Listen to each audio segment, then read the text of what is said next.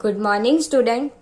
आज हम स्टैंडर्ड 9 का 5वां इकाई स्वराज्य की नींव उसके बारे में पढ़ेंगे। हमने स्वराज्य की नींव इकाई को आगे के लेक्चर में पढ़ा था। अब उसके आगे की कहानी हम इस लेक्चर में समझेंगे। हमने अब तक रानी लक्ष्मीबाई, जूही और मुंदर उन लोगों का वार्तालाप सुना था, यानी कि उन लोगों ने आपस में क्या बातें की थी वो आगे के लेक्चर में समझी थी। जब वो लोग बातें कर रहे थे तब तोप की गर्जना हुई, यानी कि तोप की आवाज आने लगी। तब रानी लक्ष्मीबाई जूही को सेनापति तात्या को बुलाने के लिए और उसकी खोज करने के लिए कहती है। अब उसके आगे की कहानी हम समझते हैं। जूही बोली, खोज क्यों नहीं कर सकती? आपकी आज्ञा होने पर मैं उन्हें पाताल से भी खींचकर ला सकती हूँ। जाने को मुड़ती है कि रघुनाथ राव तेजी से प्रवेश करती है।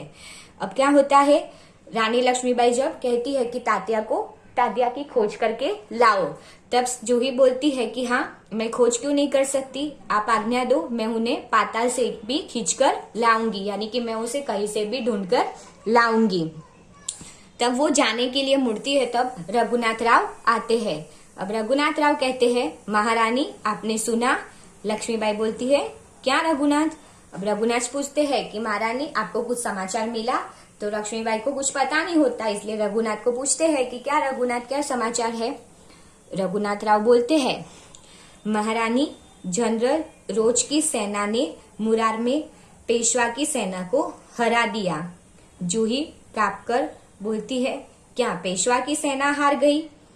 अब क्या होता है, रघुनाथ राव बोलते हैं कि जनरल रोज, उसने मुरार स्थल का नाम है, उसने पेशवा की सेना को हरा दिया है।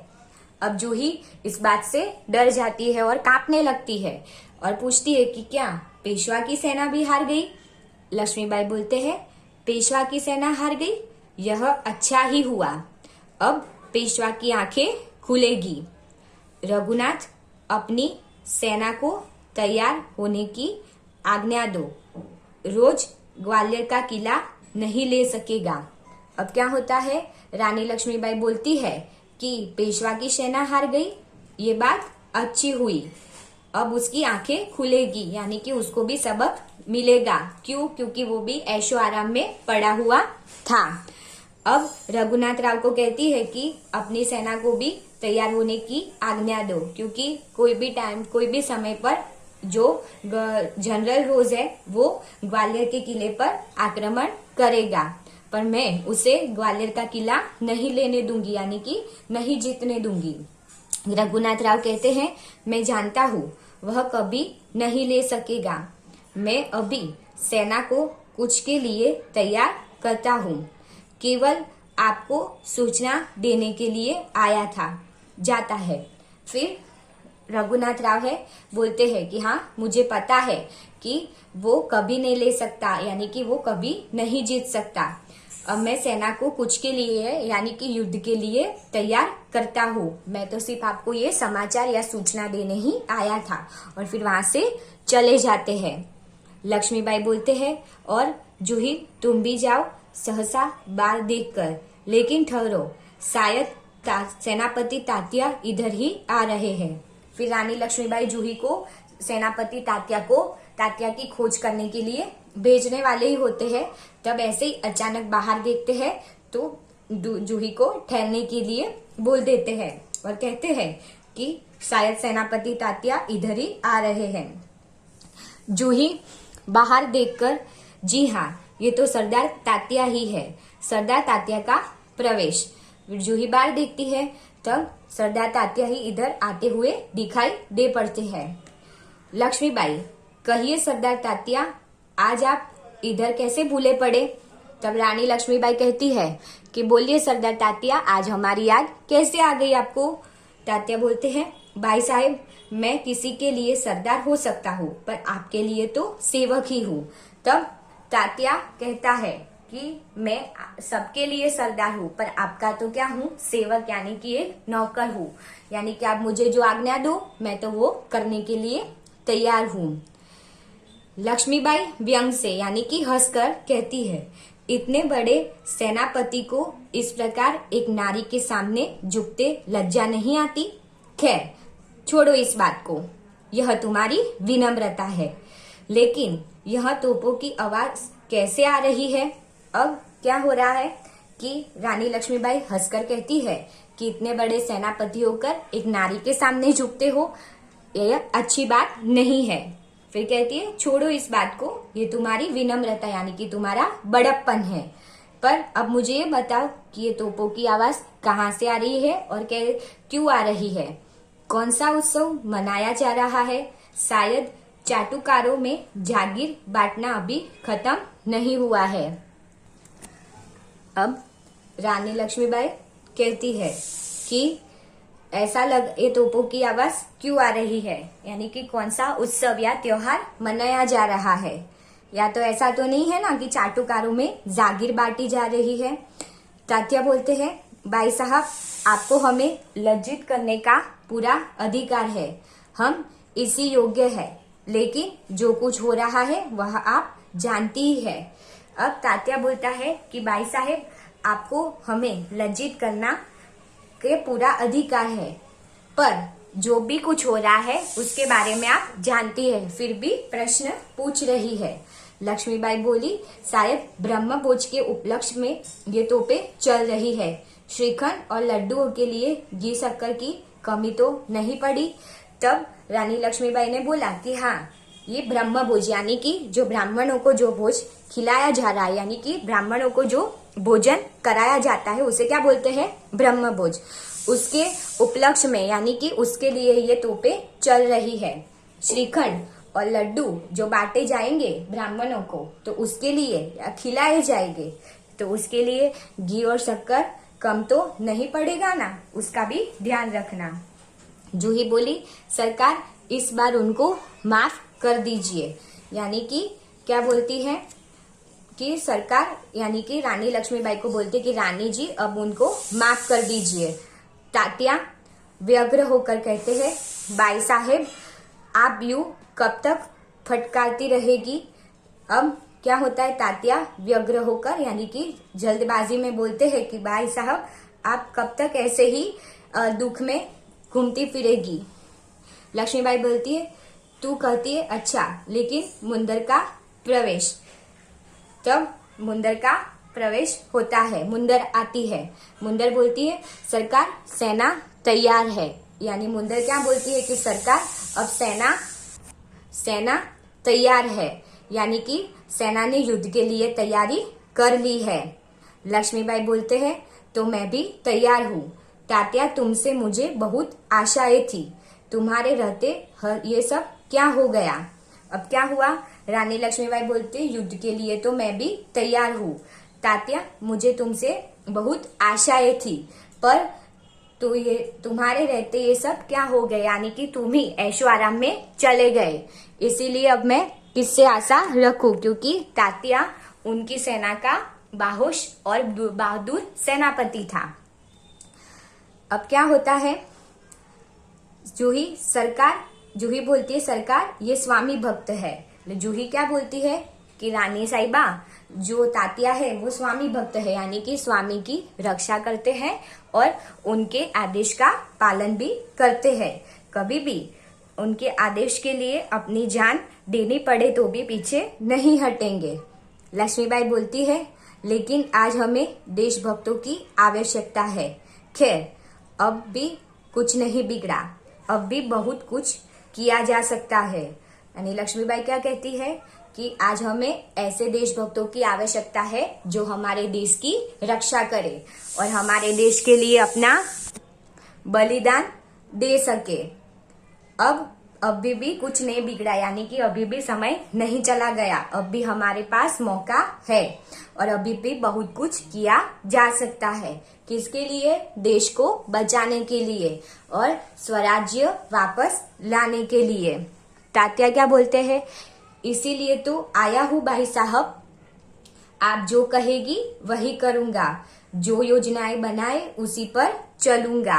अब क्या होता है, तात्या बोलता है कि मैं देश की रक्षा के लिए और देश के लिए बलिदान देने ही आया हूँ। बाई साहब यानी कि रानी को ऐसा कहता है। आप जो भी कहेगी वो ही मैं करूंगा, यानी कि आपका आदेश है उसी तरह मैं चलूंगा और काम करूंगा। जो योजनाएं बनाए उसी पर चलूंगा, यानी कि आप जो आज्ञा देगी उसका मैं पालन करूंगा। लक्ष्मीबाई बोलती है तो जाओ तलवार संभालो, नुपुरों की झंकार के स्थान पर तोपों का गर्जन होने दो। भूल जाओ राग रंग, याद रखो हमें स्वराज लेना है, हमें रणभूमि में मौत से जूझना है। अब लक्ष्मीबाई क्या बोलती है कि जाओ तलवार संभालो, यानी कि युद्ध के लिए तैयार हो जाओ और लड़ाई करो, क्योंकि हमें क्या लेना है, स्वराज लेना है। नुपुरों की झनकार के स्थान पर, यानी कि जो पायल की झनकार की अभी तक वो लोग क्या थे, ऐशो आराम में डूबे हुए थे, यानी कि जो नाचने वाली है उसका नाच देखते थे, इसीलिए क्या बोला है, नुपुरों की झंकार। तो उसके स्थान पर क्या करना है, तोपों की गर्जना करनी और दुश्मनों का सामना करना है। और जो सारे ऐशो आराम है वो भूल जाने हैं और रणभूमि में मौत से जूझना है, यानी कि रणभूमि में, युद्ध भूमि में स्वराज्य के लिए अपना बलिदान देना पड़े तो भी पीछे नहीं हटना है, दुश्मनों का डटकर सामना करना है। तात्या बोले महारानी आपकी जय हो, मैं युद्ध के लिए तैयार होकर आया हूँ। तात्या बोलते हैं हाँ महारानी आपकी जय हो, अब मैं युद्ध के लिए तैयार होकर ही।